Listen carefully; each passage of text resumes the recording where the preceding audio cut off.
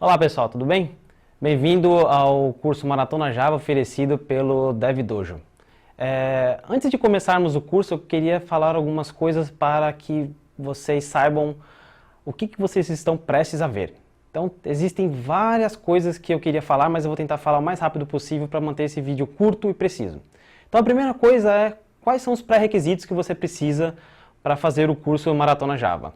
Você precisa de pelo menos 2 pré-requisitos. O primeiro, eu preciso que vocês já saibam lógica de programação. Se vocês não sabem lógica de programação, se vocês não sabem o que é uma variável, se vocês não sabem o que é um controle de fluxo, eu sugiro vocês irem no site do DevDojo, porque tem um curso de lógica de programação sendo oferecido pelo Brennan, e esse curso ele vai ajudar vocês que nunca viram, não sabem nem para onde vai um programa, um curso de desenvolvimento de software. Então, vocês podem começar por lá. A segunda coisa é que em algum momento do curso nós vamos falar sobre banco de dados. Você não precisa saber muito sobre banco de dados. Se você souber criar uma tabela, se você souber como fazer uma inserção no banco de dados, fazer um update, saber como fazer uma exclusão de um registro, esse conhecimento é suficiente para o curso de Maratona Java. Então eu queria mostrar para vocês agora o tamanho do nosso curso. É um curso 100% gratuito que vai ser disponibilizado aqui mesmo no YouTube. Eu queria que vocês prestassem atenção na quantidade de conteúdo que nós vamos oferecer para você. Então, meu nome é William Suoni, você é o instrutor do curso de Maratona Java. E prestem atenção agora no que nós vamos cobrir nesse curso. A primeira coisa, nós vamos começar a falar sobre o básico do Java, né? Nós precisamos aprender a instalar o Java e como funciona a declaração de variáveis. Depois da declaração de variáveis, nós vamos falar sobre operadores. Então, está incluso também no nosso curso essa parte básica de variáveis e operadores. Em seguida, vamos continuar falando sobre controle de fluxo. Então, como fazer um if, como fazer um else, como utilizar um for e assim por diante. Em seguida, nós vamos falar sobre arrays. Então, até essa parte de arrays é a parte mais básica da linguagem de programação Java. Como alguns desenvolvedores, algumas pessoas que já estudaram Java sabem, no Java nós temos as coleções, que nós vamos falar lá na frente. Mas entender como funcionam os arrays vai ajudar a decidir se nós vamos utilizar o array ou se nós vamos utilizar alguma classe das coleções do Java. Em seguida, nós vamos falar sobre classes e objetos. Então, essa é a parte do curso mais importante. Não tem como você falar de Java se você não falar sobre orientação objetos. E a partir daqui é que começa o verdadeiro curso Java.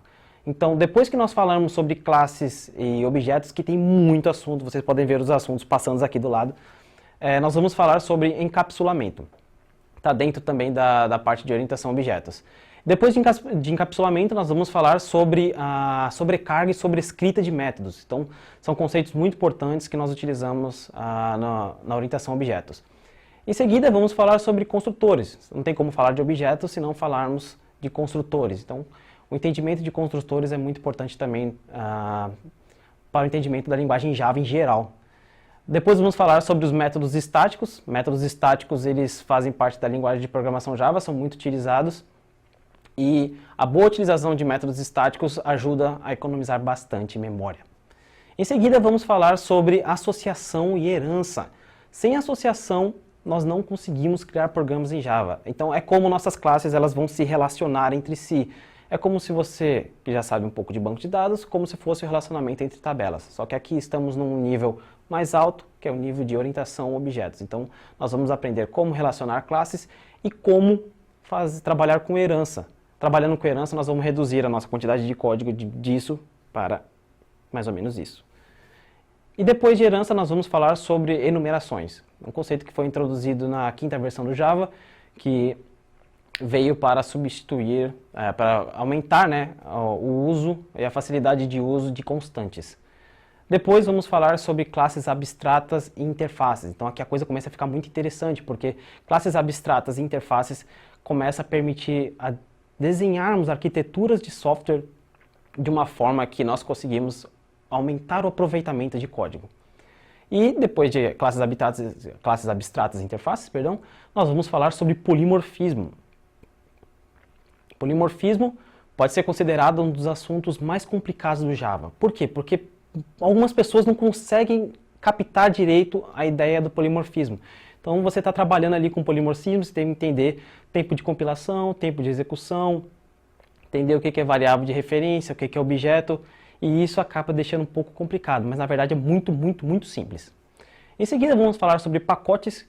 Então são os pacotes que conseguem deixar o nosso programa muito mais organizado, porque se não utilizássemos pacote, imagina, gerenciar 300 arquivos dentro de um programinha, que é uma interface de desenvolvimento, uma ideia.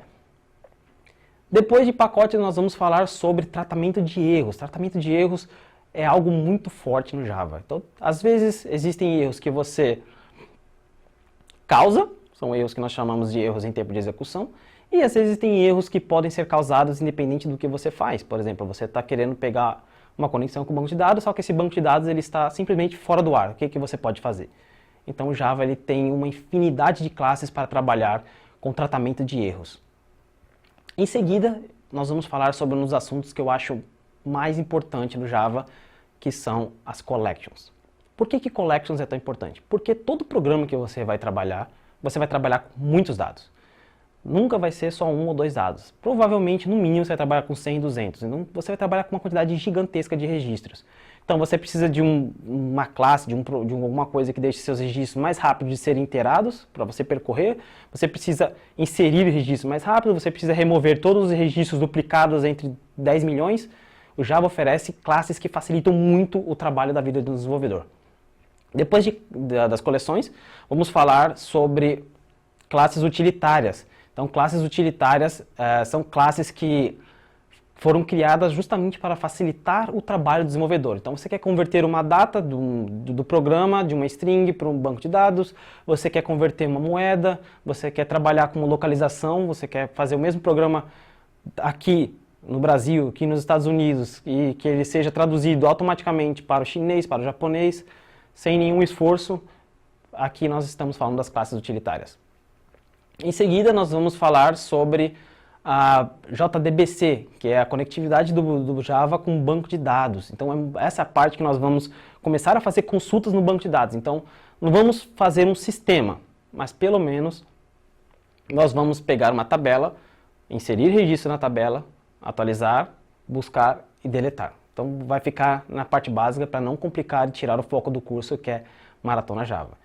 Então, como vocês podem ver, a maratona já está longa, já tem uns 10 km aí. Depois de conectividade de banco de dados, vamos falar sobre generics. Então, é um assunto que muita gente, muitos desenvolvedores de Java, eles acabam pulando. Mas falar sobre generics é importante porque quase todos os frameworks que você tem em Java utilizam esse conceito. Porque é um código que você faz uma vez e ele pode ser utilizado diversas outras vezes por você ou por outros programadores. Então, são os generics que permitem você fazer um código que ele pode ser utilizado para várias situações diferentes. Depois de generics, nós vamos falar sobre input e output. Vamos falar sobre como trabalhar com arquivos em Java. Como você pegar um arquivo, como você ler um arquivo, como você verificar se aquele arquivo é disponível para leitura, como mandar um arquivo para a rede, como serializar um objeto. Então, temos muito assunto também para falar nessa parte de entrada e saída de dados. E, para finalizar, vamos falar sobre um dos assuntos que é mais complicado, que é considerado um dos mais difíceis de Java, que é o ambiente de multithread. Então, esse é um assunto muito complicado, vai requerer bastante atenção. É muito utilizado para programas que trabalham com sistemas distribuídos ou até mesmo muito processamento. E geralmente são programas que você trabalha localmente. Então, por quê? Se você trabalha na web, o servidor, que é o container, ele vai trabalhar nessa parte de múltiplas threads para você. Então você não precisa se preocupar muito. Porém, se você está dando para certificação Java, você precisa saber como lidar com as threads. Pelo menos o básico, que é o que nós vamos tentar fazer aqui. O básico e o intermediário. Então, como você pode ver, nós vimos uma enorme lista de assuntos. É por isso que o nome do curso é Maratona Java, porque é o curso definitivo. Esse curso foi feito para você não precisar mais olhar para nenhum outro tipo de curso Java na internet. 100% gratuito, oferecido pelo DevDojo. Se vocês forem procurar um curso desse presencial, com certeza vocês não vão pagar menos que 2, 3 mil reais em um curso desse. Então, eu espero que vocês tenham gostado da apresentação e se preparem porque a partir de agora vai vir aí mais de 100, 115 videoaulas com no mínimo 10 minutos cada uma. Então, vejo vocês aí no curso de Maratona Java.